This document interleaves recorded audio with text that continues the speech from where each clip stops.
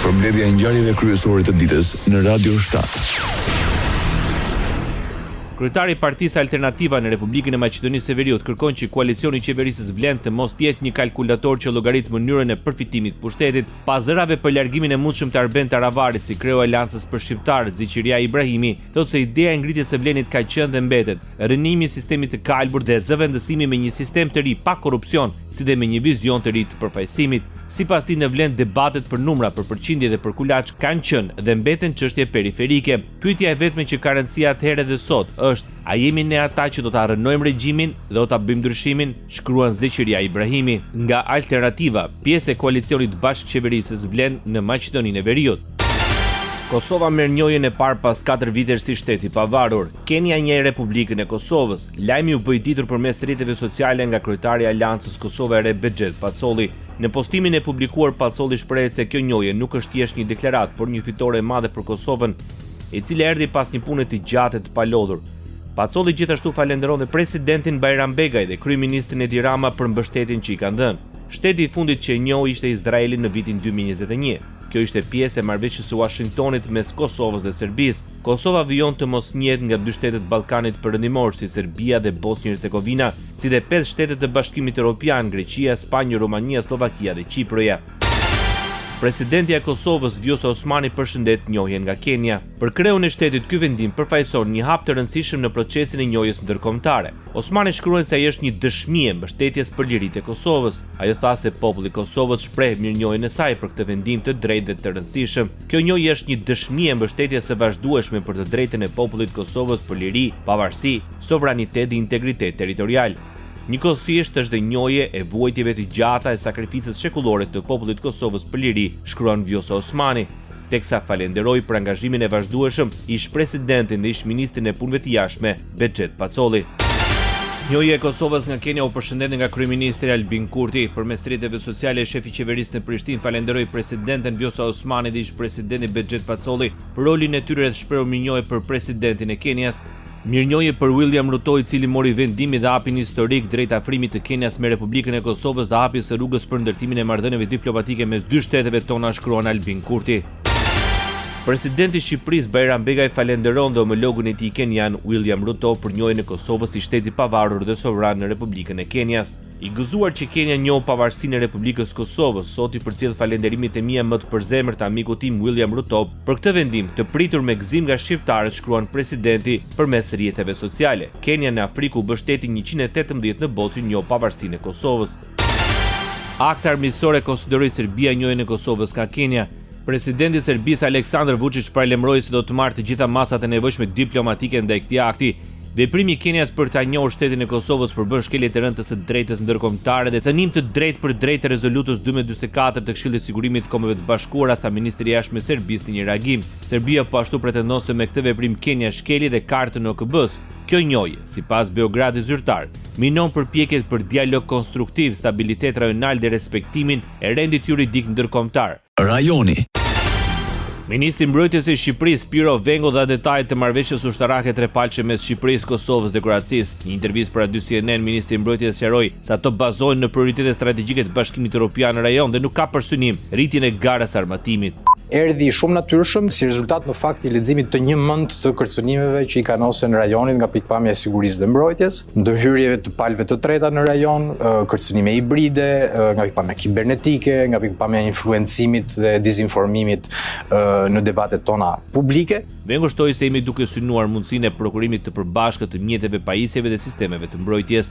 Ne mbështesim Kosovën si 2 vende aleate, antare të NATO-s. Kosova është e njohur nga Kroacia, ne përbën një përparësi nga pikpamja e sigurisë kombëtare dhe e politikës tonë të jashtme, dhe sa herë na jepet mundësia që ta mbështesim Kosovën në tryeza rajonale, të cilat në fakt janë paradhomat e antarësimit, qoftë në Bashkimin Evropian, qoftë në NATO, ne e bëjmë në mënyrë konsistente dhe një prej pikave të marrëveshjes trilaterale është mbështetja e palëkundur e Kroacisë dhe e Shqipërisë për sa i përket ecurisë së Kosovës në këto nisma rajonale, të cilat në fakt janë siç është Karta e Adriatikut, për shembull, e cila është efektivisht paradhoma e një vendi përpara se të antarësohet në NATO. Ai ftoi Serbinë të bëhet pjesë e marrëveshjes trepalçe mes Shqipërisë, Kosovës dhe Kroacisë. Mediat kroate shpalosin detajet të marrëveshjes me Kosovën dhe Shqipërinë. Revista Kroate Nacional hodhi poshtë dhe pretendimin e Beogradit se ajo bë pamiratimin e SBA-s dhe NATO-s. Bashkëpunimi i ri ushtarak mes Kroacisë, Shqipërisë dhe Kosovës, për cilin ministri i mbrojtjes Ivan Anušić javën e kaluar udhëtoi në Tiranë për të nënshkruar deklaratë ministri i mbrojtjes Shqipërisë Piro Vengo dhe ato të Kosovës Ejup Maqedonsi është dakorduar, ose më saktë u koordinua me administratën e presidentit amerikan Donald Trump dhe mudhëheqjen e NATO-s, thotë revista kroate, teksa i referohet jo zyrtarisht një burimi të lartë pranë Ministrisë së Mbrojtjes së Kroacisë. Ky informacion mohon drejt për drejt deklaratën e presidentit serb Aleksandar Vučić, i cili tha se nënshkrimi i kësaj marrëveshje ishte shkelje të ashtu quajturës marrëveshje nënrajonale për kontrollin e armëve të vitit 1996. Kryeministri Edi Rama mendon se Partia Socialiste është e vetmja forcë politike që garanton vijimsinë e reformës në drejtësi. Gjatë një takimi me kandidatë për deputet nga Shiroka, Rama tha se për herë të parë pushteti politik i ka dorëzuar shpatën drejtësisë. Ne dorëzuam shpatën për herë të parë që nga 1912 pushteti politik s'ka shpatën që i takon ta kishte drejtësia dhe për herë të parë ka drejtësia ndor shpatën. Tani ne duhet të ulim kokën për këtë, për te të gjitha lajthitjeve, gabimeve, çuditërave që mund të ketë ky proces. Në thelb ky është një proces historik i domosdoshëm, të cilin ne e kemi mbështetur dhe mbështesim deri në fund. Ai kishte edhe një mesazh për të tjerët kur tha se kush devion nga rruga të shkojë atje ku e ka vendin. Ne e kemi shumë të qartë vijën. Kush është këtu për qëllimin e përbashkët është i nderuar. Kush devion nga rruga për qëllimin e përbashkët dhe e përdor fuqinë që i jep populli përmes Partisë Socialiste për të bërë punë jo të ndershme mbas shpinës tonë, të shkojë atje ku ka vendin. Është shumë e thjeshtë, nuk ka asnjë gjë për të pasur dyshime dhe dilema. Kryetari i Partisë Demokratike Sali Berisha ftoi kryeministrin Edi Rama në debat televiziv. Gjatë një konferencë përshtyp nga Selia Blu, ish kryeministri Sali Berisha kërkoi debat për integrimin evropian të vendit, pasi e konsideroi një piramidë madhore mashtrimi. Sipas Berishës, miliardat e Ramës përmes integrimit janë të njëjta me ato të naftës së Shpiragut. Kjo është paraqitja e tij, është disaster. Të vinë debat televiziv, qoftë dhe për një temë të vetme, të dalim debat për integrimin evropian. Të vi, integrimi i tij evropian është piramidë madhore mashtrimi. Miliardat e tij janë të njëjta me ato të naftës Shpiragut. Bota. Shtetet e Bashkuara të Amerikës njoftojnë për arritjen e një marrëveshje ndaras me Ukrainë dhe Rusinë për të garantuar lëvizjen e lirë të anijeve tregtare në detin e Zi dhe për të zbatuar një ndalesë në sulmin ndaj objekteve të energjisë së njëra tjetrës. Shtëpia e Bardhë tha se marrëveshjet do t'i rikthejnë Moskës qasje në tregjet globale për eksportet të produkteve bujësore, të cilat janë bllokuar prej nisjes së luftës.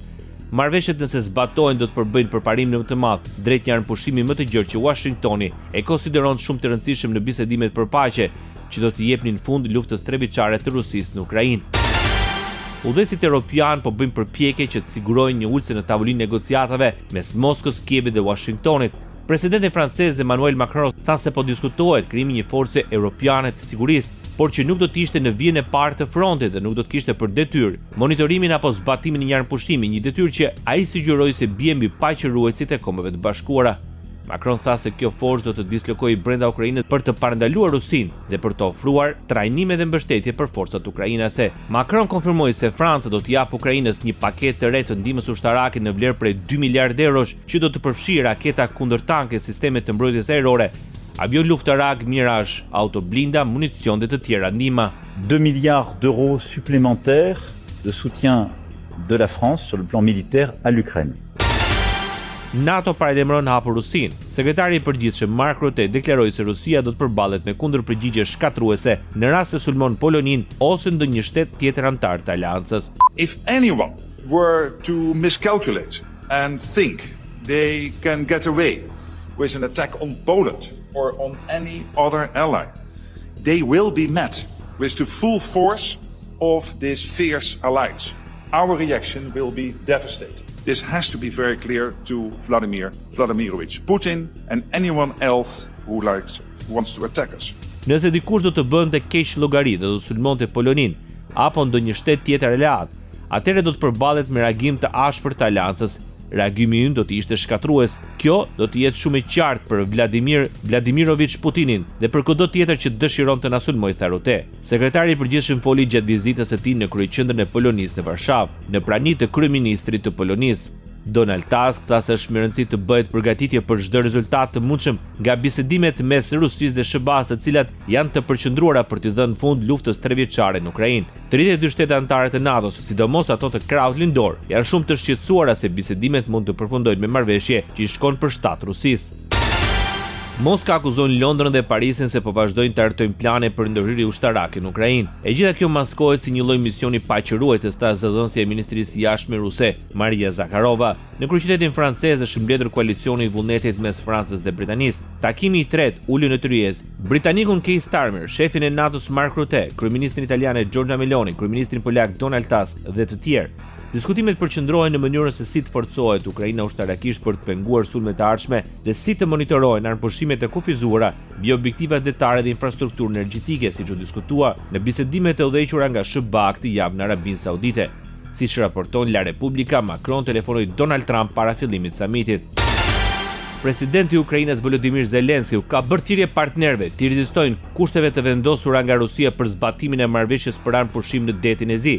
Reagimi i Zelenskit erdhi gjatë një takimi me gazetarët në Paris para samitit të mbrojtjes për formimin e një koalicioni të vullnetit. Ne kemi shfaqur qëndrueshmërinë tonë, tani është e rëndësishme që të partnerët tanë të jenë po aq të qëndrueshëm sa dhe ne, edhe pse ata kanë më shumë kapacitet, tha Zelensky, ndërsa Rusia po kërkon që të përmbushë një sër kushtesh përfshirë lehtësimin e sanksioneve në këmbim të respektimit të marrëveshjes. Bashkimi Evropian bëhet gati për luftë. Unioni këshillon qytetarët të mbledhin ushqim, ujë të pishëm dhe sende të tjera thelbësore që do të mjaftonin për 72 orë, si pjesë e një strategjie që synon të rrisë gatishmërinë për përmbytje të zjarrit katastrofike, pandemitë dhe sulmet ushtarake.